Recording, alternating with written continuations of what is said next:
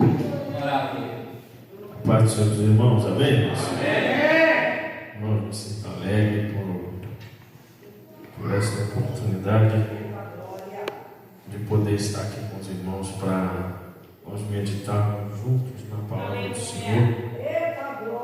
Foi feito o convite e nós, de bom grado, nós aceitamos o convite para estar aqui, porque é sempre bom nós estarmos juntos com os irmãos para adorar o nome do Senhor. Né?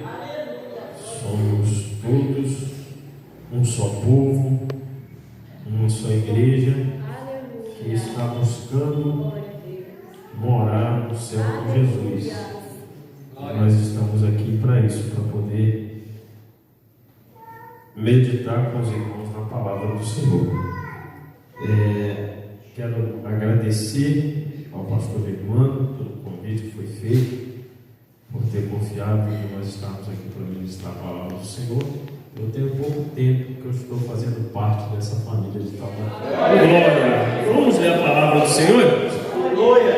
Louvado seja o nome do Senhor. Vamos ler a palavra de Deus. Evangelho segundo escreveu Lucas, capítulo de número 15.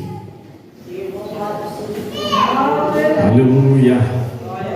Glória a Jesus! Evangelho segundo escreveu Lucas, capítulo de número 15.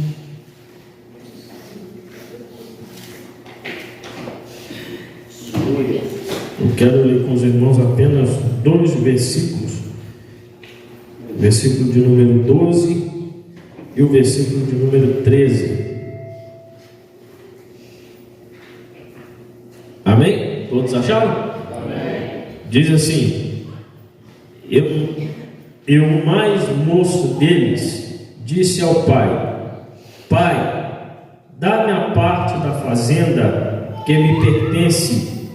E ele repartiu por eles a fazenda.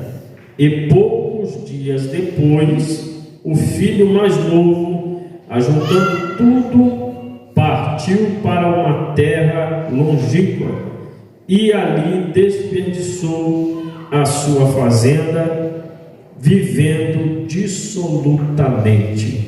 Amém? Os irmãos podeis assentar.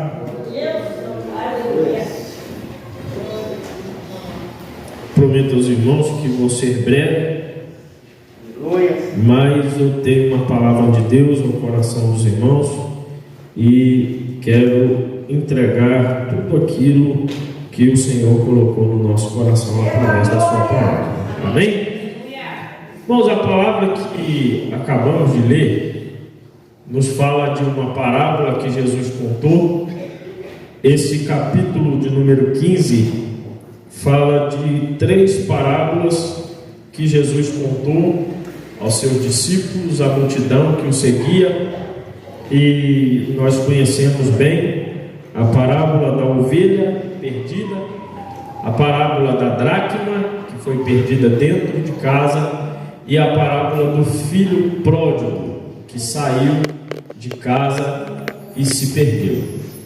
E o texto que nós acabamos de ler, que fala do filho pródigo, do filho que saiu de casa, o versículo mais propriamente dito, o versículo que nós lemos, versículo de número 12 e o versículo de número 13, nós vemos que a palavra vai relatar que o filho, o versículo de número 11 diz assim: um certo homem tinha 2 filhos. E aí o filho mais moço, ele resolve um dia chegar perto do pai e fazer um pedido, que eu costumo dizer que esse pedido que esse filho faz é um pedido um pouco meio que estranho, né? Por quê? Porque ele faz um pedido que não é comum um filho fazer ao seu pai ou à sua mãe. Por quê? Porque nós entendemos, pelo que rege a lei, nós entendemos que pedido de herança ou reclamação de herança, você se faz quando há uma morte do pai e da mãe. Então nós entendemos, como rege a lei, que pedido de herança ou reclamação de herança, ou buscar na justiça por herança, é quando já não tem mais o pai e a mãe, e no caso, vamos supor que alguém da família tenta usurpar daquilo que foi deixado, e aí sim os seus filhos, às vezes vamos colocar que o filho que mora longe, às vezes vem para poder reclamar a herança que o pai deixou, algum bem material, fazenda, carro, casa, seja lá o que for, mas a reclamação de herança, ela é feita a partir do momento que há óbito dos dois, né? Por quê? Porque enquanto a vida do pai e da mãe, tudo está no poder do pai e da mãe. Então não é comum você ver um filho chegar perto de um pai,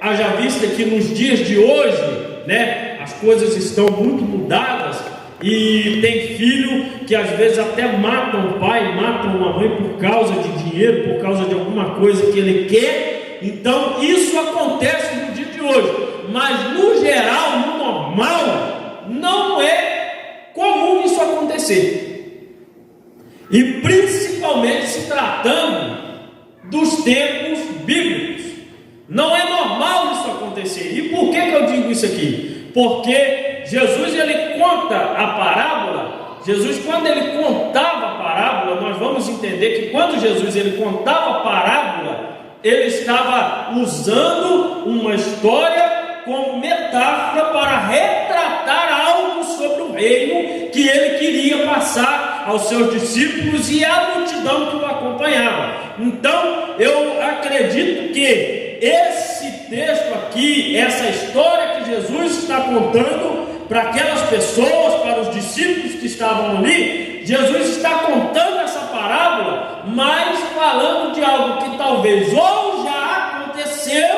ou ainda ia acontecer.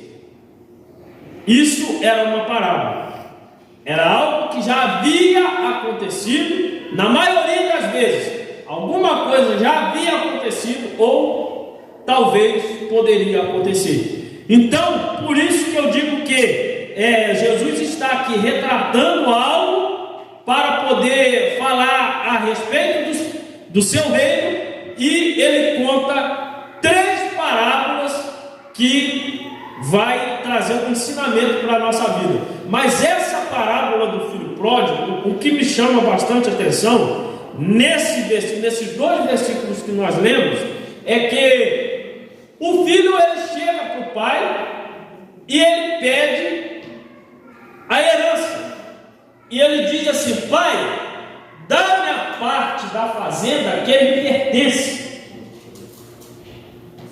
Mas o pai ainda é vivo. A Bíblia não fala da mãe, mas acredito que a mãe também era viva, porque geralmente no contexto histórico do povo da época, a mulher geralmente ela não aparecia muito. Mas eu acredito que nesse texto a mãe ainda era viva. E ele chega e diz: pai, me dá a parte daquilo que me pertence.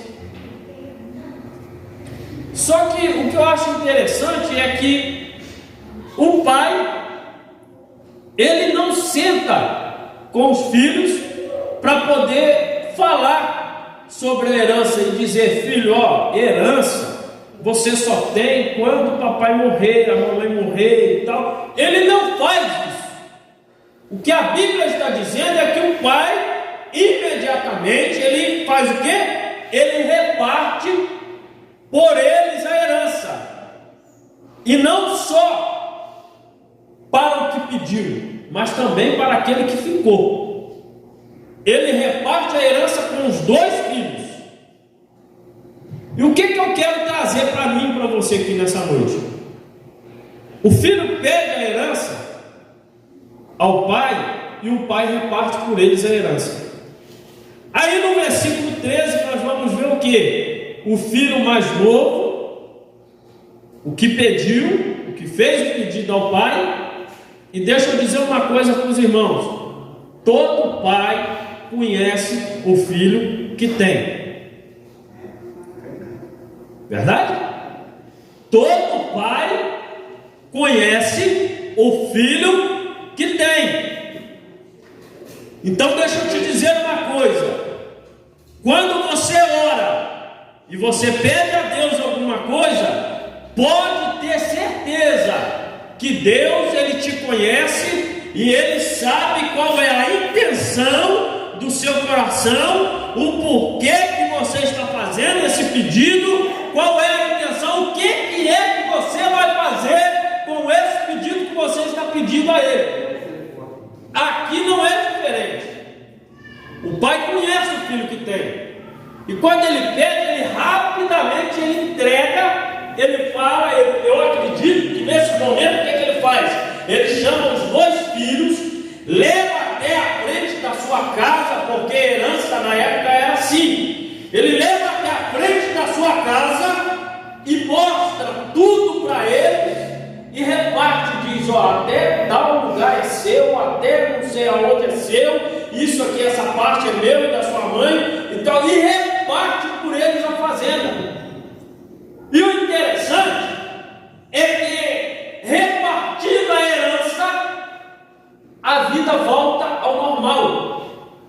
Eles voltam para os seus afazeres. Acredito que os filhos voltam para os seus afazeres. O pai, muito ocupado, volta a trabalhar, a fazer aquilo que tinha costume de fazer. E os dias se passam. O versículo que nós lemos diz o quê? Dias depois, o filho mais novo, ele sai, pega tudo que tinha, acredito eu que vende tudo aquilo que o pai havia dado a ele, e junta todo o seu dinheiro, toda a sua fortuna que ele havia recebido do pai, e vai embora. E olha que interessante, ele não vai apenas dar uma volta. A intenção desse jovem aqui é sair, é ir para longe. Por quê? Porque ele quer viver a vida dele sem que ninguém o incomode, sem que nenhum familiar veja o que ele está fazendo com aquilo que ele recebeu e chegue para dar conselho, e chegue para poder chamar a atenção, dizendo: você está fazendo errado, você vai ficar sem nada. Ele sai e vai para longe. Ele vai para longe, porque ele quer viver a vida dele da forma que ele acha melhor. E como eu disse que o pai, ele conhece o filho que tem, eu acredito que o pai já entrega, já sabendo. Algo paira no coração do meu filho, que eu ainda não sei, mas mais cedo ou mais tarde ele vai revelar o que é que ele quer. E ele sai, e o pai, vendo aquela cena, o seu filho indo embora com tudo que ele tinha, o pai imediatamente ele toma uma decisão. E que decisão é essa? Após o filho sair, após o filho ir embora com tudo que tinha, para poder viver a sua vida da forma que ele queria, quando ele chega no local, a Bíblia diz que ele começa a viver dissolutamente. Ele começa a gastar tudo, ele começa a colocar, a perder tudo aquilo que o pai havia dado para ele, e começa a ficar sem nada. Começa a ficar sem nada. E o pai, ele toma uma decisão. Que decisão é essa que o pai toma? A decisão desse pai é algo extraordinário. Eu acredito que nem todo pai teria coragem de fazer o que esse pai fez. Eu acredito que nem todos teriam a coragem de fazer o que esse pai fez. O que ele faz? A Bíblia diz que logo mais lá embaixo, quando nós vamos ver aqui versículo de número 22 diz assim: mas o pai diz aos seus servos: trazei depressa a melhor roupa e vestido, ponde-lhe um anel na mão e sandália nos pés. O 23: e trazei o bezerro cevado. Os irmãos entenderam? Lá atrás o filho pede a herança e vai embora. O que esse pai faz? Isso é o que Jesus ele faz comigo e com você, quando eu e você tomamos uma decisão errada, estamos prestes a tomar um caminho errado e a fazer coisas erradas. Ele toma essa decisão comigo e com você. O que ele faz? Ele chama os seus empregados, os seus servos. O texto aqui que nós lemos não está falando isso, mas a partir desses 2 versículos que nós acabamos de ler aqui, nós entendemos dessa forma, que ao deixar o filho embora, ao filho pegar a sua herança e sair de casa da forma que ele saiu, querendo viver de qualquer maneira, da forma que queria viver, ele entendia: esse dinheiro vai acabar, essa fortuna vai se acabar, porque da forma que ele está saindo, alguma coisa vai dar de errado e ele vai voltar. Como eu disse aos irmãos, o pai ele conhece o filho que tem. Assim é Jesus na nossa vida. Ele conhece, ele me conhece. Foi como nós acabamos de louvar aqui. Ele nos conhece. É verdade. Ele sabe muito bem qual é o desejo do meu e do seu coração, e sabe se o que nós estamos querendo, ele sabe se isso vai dar errado ou não. Então a atitude que ele tem, eu digo para você que é uma atitude extraordinária. Por quê? Porque ele vendo tudo isso, eu acredito que ele pensa: vai dar errado, alguma coisa vai voltar para ele e ele vai voltar para cá. E qual é a atitude que ele tem? Eu tenho que esperar ele voltar. Eu tenho que estar preparado para quando ele voltar. Eu tenho que estar preparado para o momento em que ele chegar. Então eu vou preparar tudo, porque no momento em que ele chegar, eu tenho que fazer uma grande festa, porque é o meu filho que está indo embora, e eu tenho certeza que quando ele voltar, eu vou precisar estar preparado. Então o que ele faz?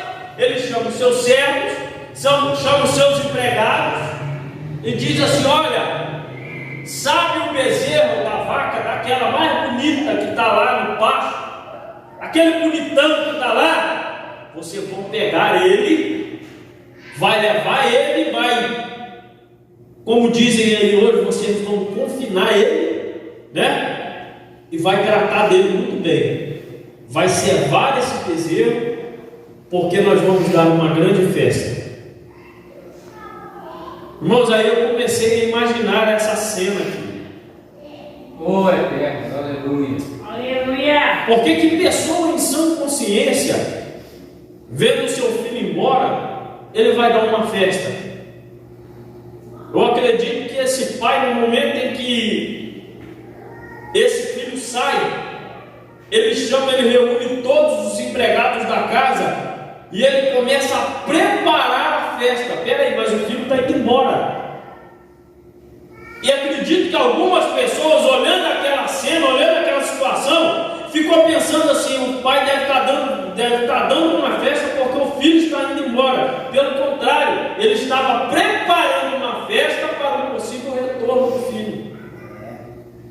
Você já ouviu falar que quando um pecador se arrepende, a festa no céu é assim? É porque o pai, ele prepara a festa da volta, não a festa da ida. Oh, é Deus. Geralmente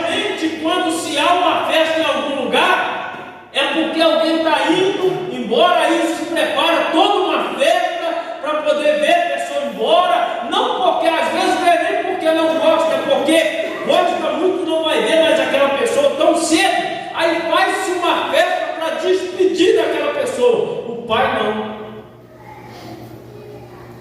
ele vê a pessoa indo e quer preparar uma festa para um possível retorno do filho. Aleluia. Aleluia. E quando isso acontece, ele vai, o filho está indo embora, ele começa a preparar tudo.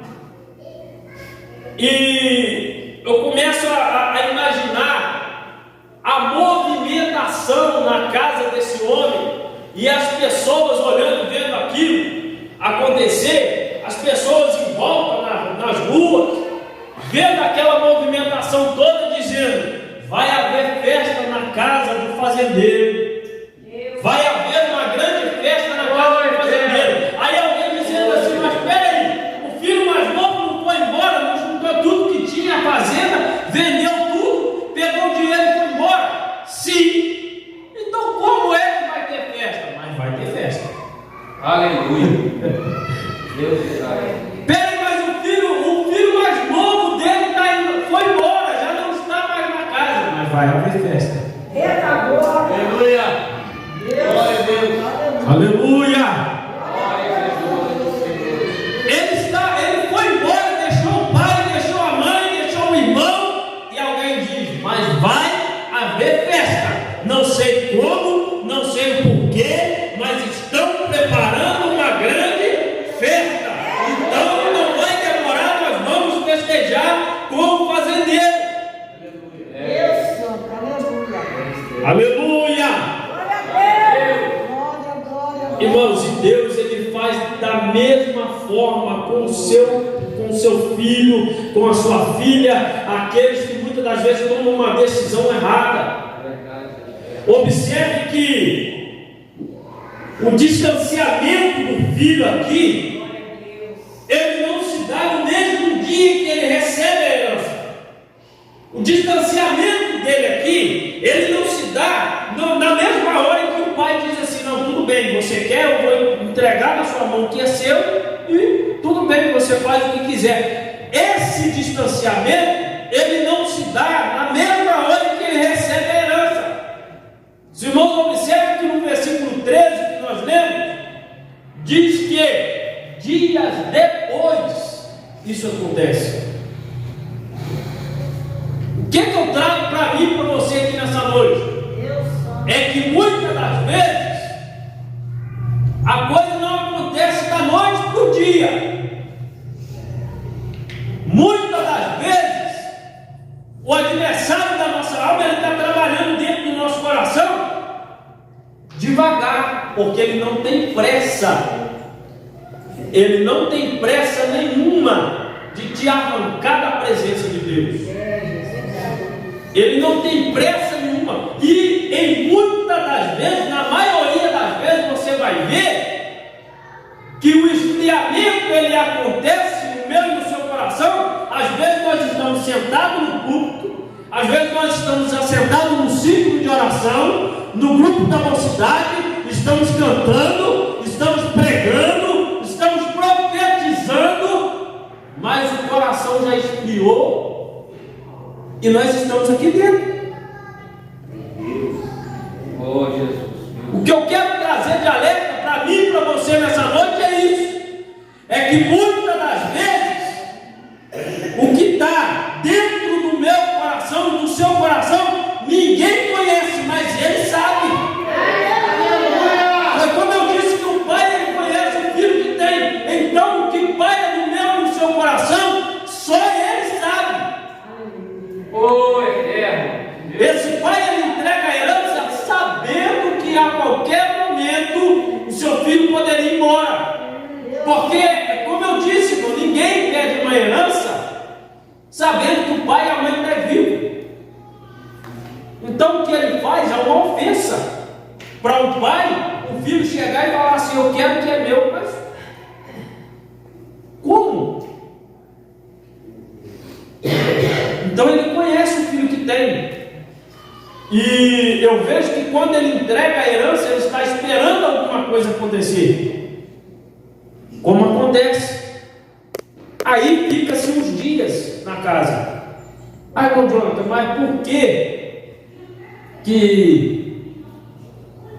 eu ainda estou aqui, estou louvando, estou ouvindo, mesmo que com dificuldade? Não, pelo amor de Deus, bota uma coisa na sua cabeça, bota uma coisa no seu coração nessa noite.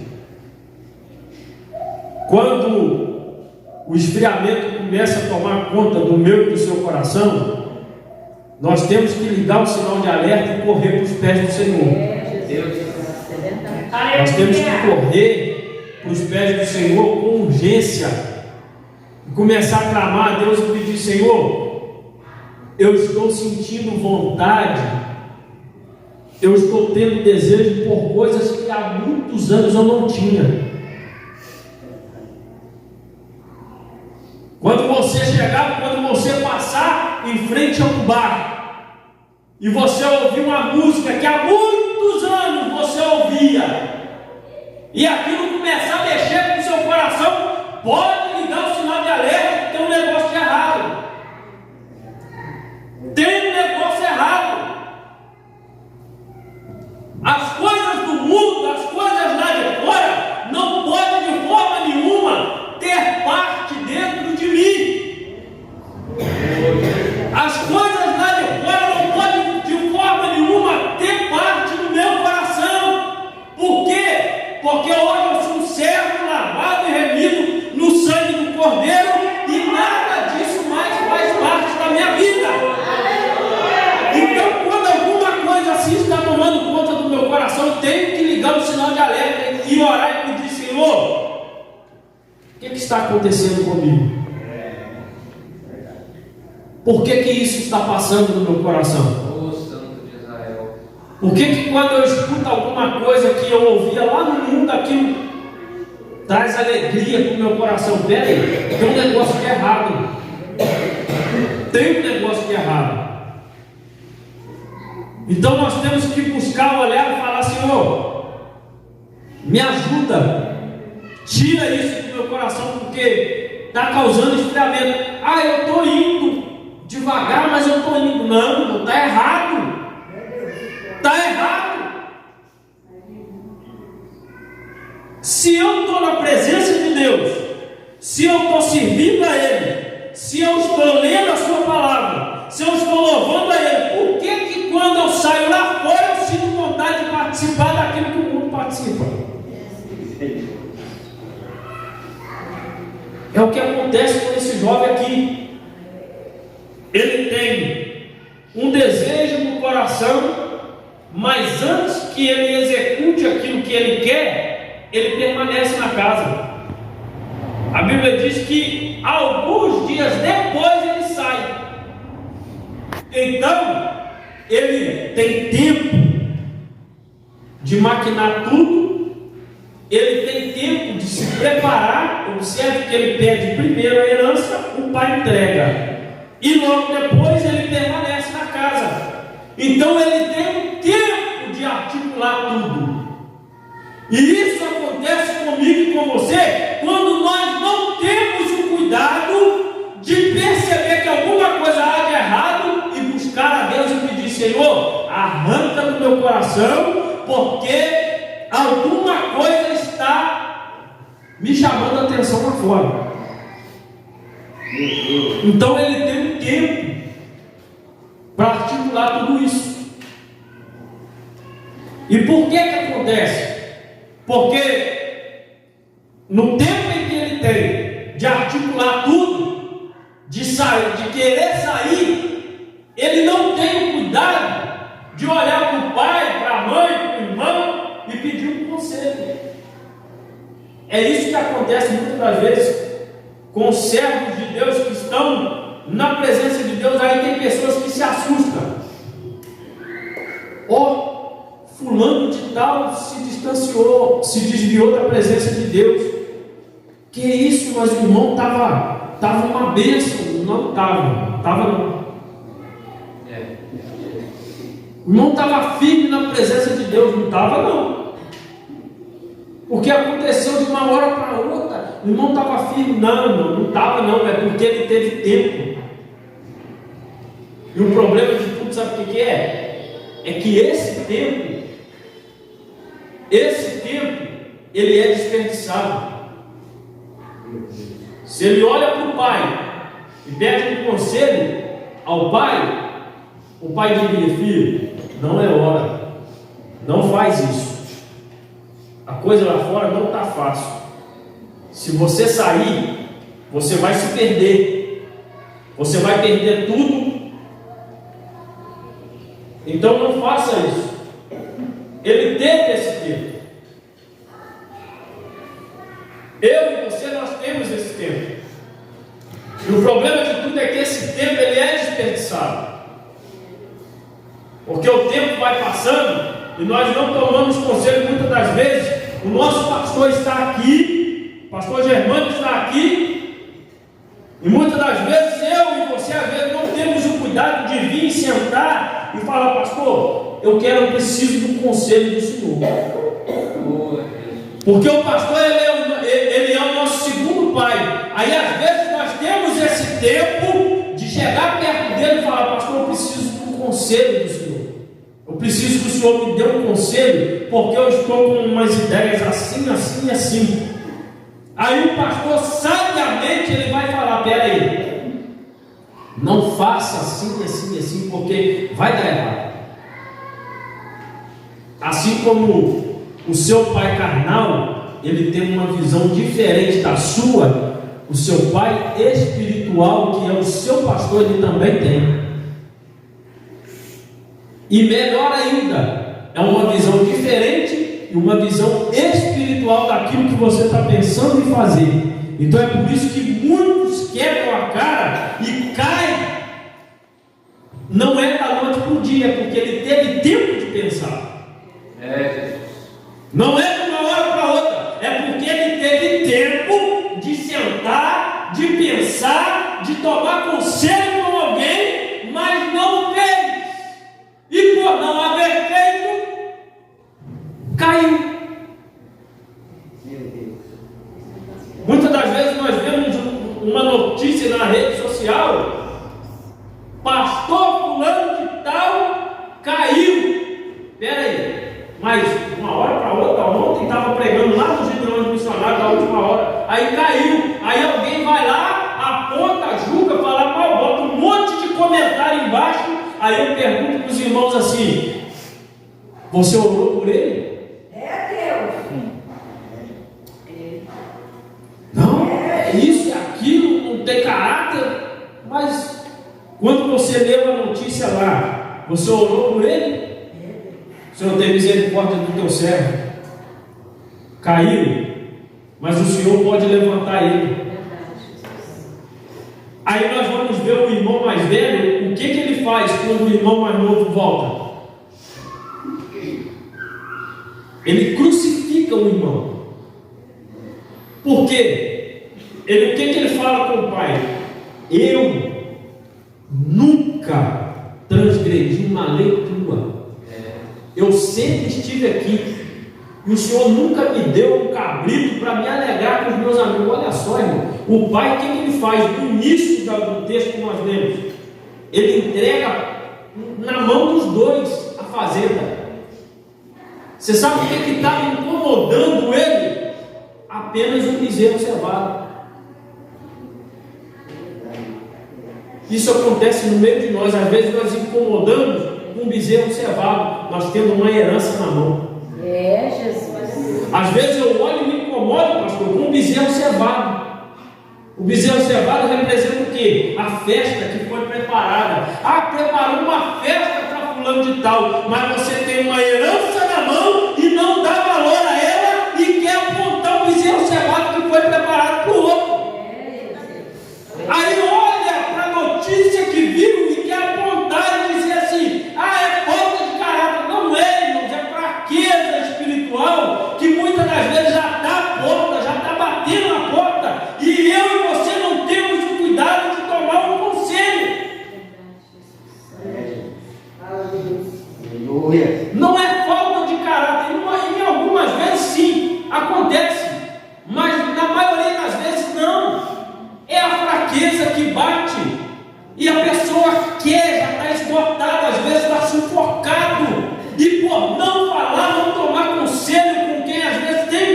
para dar, tem sabedoria de Deus para instituir, para poder falar, para instruir, aí acaba tomando o caminho errado. Aí eu quero apontar e dizer que foi falta de caráter. Não é, irmãos, é porque às vezes tem o tempo, mas não usou esse tempo, desperdiçou ele. Aí quando realmente aquilo toma conta do coração, aí é o que nós falamos que foi de uma hora para outra. Não foi, é porque já estava sendo articulado durante um bom tempo tudo aquilo ali. Aí o que Deus faz? Deus deixa acontecer, para acontecer o quê? O que aconteceu com esse filho. Aí a Bíblia diz que um certo dia ele, caindo em si, ele se lembrou da casa do pai. Caindo em si, ele se lembra e tem a atitude de voltar. E aí nós chegamos aonde nós falamos sobre a festa. Quando ele volta, a festa está preparada e ele vai festejar com o pai. E o irmão mais velho aponta: esse teu filho. Observa que já não era mais irmão dele. Irmãos, e nós temos que ter cuidado com isso, porque muitas das vezes nós fazemos isso. Nós apontamos e dizemos assim: é o crente fulano de tal que fez assim, assim, assim. Ele olha para o irmão e diz assim: esse teu filho saiu e desperdiçou tudo. E observa que ele sabia de tudo que o irmão havia feito. Os irmãos já perceberam isso? Que ele sabia de tudo que o irmão havia feito? Por que ele sabia? Já prestaram atenção nisso? Ele sabia de tudo que o irmão havia feito. Porque observe nas palavras dele, ele diz assim: pai. Ele nem chama de pai, ele fala assim: eu te sirvo há tanto tempo, o Senhor nunca me deu um cabrinho para me alegar com os meus irmãos, com os meus amigos, e vem agora esse teu filho, que gastou toda a sua fortuna, vivendo dissolutamente, com as meretrizes. Como é que ele sabe? Foi tão longe, Observa, irmão, que ele sabe tudo que o irmão fez lá. Como que ele sabe?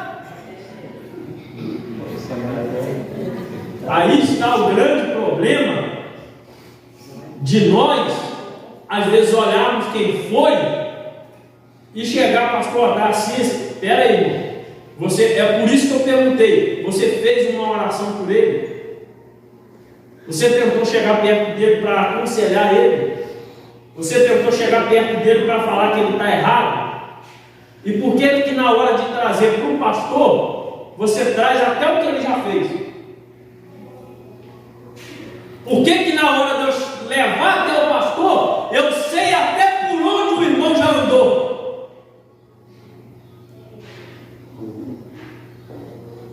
Ele sabia até o que o irmão havia feito.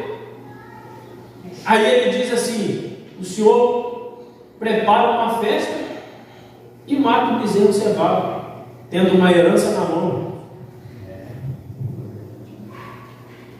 Tendo uma herança na mão. O Senhor matou o bezerro cevado para festejar com esse teu filho, que fez assim, assim, assim, assim. Ele sabia tudo.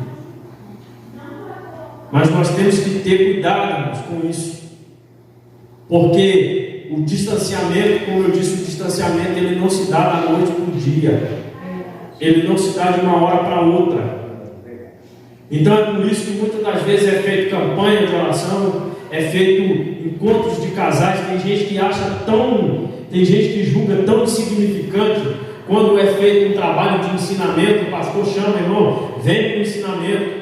vem para o trabalho de ensinamento, vem para a escola dominical, quando você acompanha o ensinamento da palavra, quando você participa de escola dominical, de estudo bíblico, quando você participa de tudo isso, o pecado ele não tem chance de chegar até você. Não tem. Não, nós somos falhos, estamos sujeitos a erro, tá? Nós somos falhos e estamos sujeitos a erro, sim. Só que só vai cair aquele que está com a mente vazia. Deus, aleluia. Se você está com a mente vazia, o pecado ele começa a tomar conta da sua vida. Aí é um dia um pouquinho aqui, um pouquinho ali, e aquilo vai tomando conta. E de repente, quando você vê, já está indo embora. Então não é da noite para o dia, entenda isso hoje. Não é de uma hora para outra que vai acontecer a queda. A queda ela acontece depois de alguns dias que já está sendo trabalhado na sua mente, no seu coração. Aí sim vai acontecer. Aí aonde eu falei, nós julgamos que é de uma hora para outra, e não é. Com essa palavra você aprende hoje que não é da noite para o dia que você se distancia da presença de Deus. Às vezes você já se distanciou, está dentro da casa, está dentro da presença, está participando dos cultos, mas a queda acontece primeiramente. Aprenda isso hoje. A queda acontece primeiramente aqui, para depois você sair para lá. Acontece primeiramente aqui, para depois você seguir o seu caminho para onde você quer ir. Então guarda isso no seu coração hoje. E eu queria te convidar a se colocar de pé com a permissão do nosso pastor. Aleluia. Glórias a Deus, louvado seja o nome do Senhor. Aleluia. E se tem alguém aqui, irmãos, que está passando por um momento, irmãos, ninguém. É por isso que tem muita gente que vive uma vida de fraqueza espiritual e acaba saindo da presença de Deus, é porque acha que é super-homem. Não, eu consigo, eu tenho controle de tudo isso aqui. E não tem. E eu queria fazer um convite aqui nessa noite para você que está se sentindo fraco na fé. Meu Deus. Não é pecado você reconhecer fraqueza. O pecado é você se entregar à fraqueza sem lutar. Esse é o pecado. Não é pecado você reconhecer que está fraco. Não é pecado você reconhecer que a frieza espiritual está tomando conta do seu coração. Meu Deus. O pecado é você se entregar a ela sem luta. É você dizer, não, eu tenho controle de tudo isso. Porque uma hora toma conta do seu coração e você não consegue mais controlar. Meu Deus. Tem alguém? Aleluia. Se tiver, pode vir aqui à frente, fazer uma oração com você. Meu Deus. Que Deus ele tem o poder de te Aleluia. Glória a Deus. Deus ele tem o poder de aquecer a chama no seu coração novamente e trazer de volta o desejo que você não tinha. Sim, meu Deus. Pode vir aqui à frente, irmãos, que nós vamos orar por você.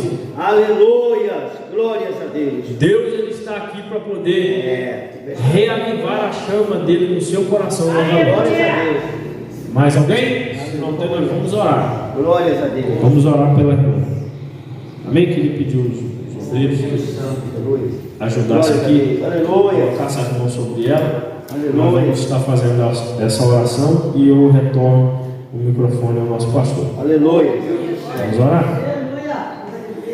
Amado e soberano Deus, Pai, nesse momento, ó Deus, mediante a tua palavra, tua filha veio à frente, ó Deus, receber essa oração, reconhecendo, ó Deus, a dependência que ela tem do Senhor, reconhecendo a dependência que ela tem de estar na tua presença. Ó Deus, reconhecendo, Pai, a sua fraqueza espiritual. Pai, nesse momento nós oramos a Ti, ó Deus, entregamos a Tua serva nas Tuas mãos. Em nome de E Jesus. também, ó Deus, os demais irmãos que talvez, ó Deus, não teve a mesma coragem que a tua filha teve. E é por Às vezes, ó Deus, por vergonha ou por algum outro motivo, ó Deus, eu te entrego nas tuas mãos nesse momento. Eu te peço, ó Deus, que o Senhor possa aquecer o coração, os corações aqui nessa noite. Eu peço ao Senhor que o Senhor possa livrar, ó Pai, da queda todos aqueles, ó Deus, que se encontram fracos espiritualmente, que se encontram fracos na fé, e que estão, ó Deus, se sentindo, ó Pai, ó Deus, desanimados e prestes a se distanciar da tua presença, ó Deus. Nós oramos a Ti e te pedimos, ó Deus, aquece o coração, aquece, Deus, a alma, e traz de volta, ó Deus, o desejo que o teu povo tem, ó Deus, tinha de adorar o teu nome. Ó Pai, tira toda a frieza espiritual e abençoa o teu povo neste lugar, ó Deus. Continua abençoando e dando força e graça para permanecer na caminhada. É o que nós te pedimos e te agradecemos no nome de Jesus. Amém e amém. E eu agradeço, irmãos, a minha oportunidade, agradeço aos irmãos pelo convite. Sempre que possível nós estaremos aqui para compartilhar e cooperar com os irmãos nessa obra. Amém? Que Deus nos abençoe. Eu agradeço a oportunidade.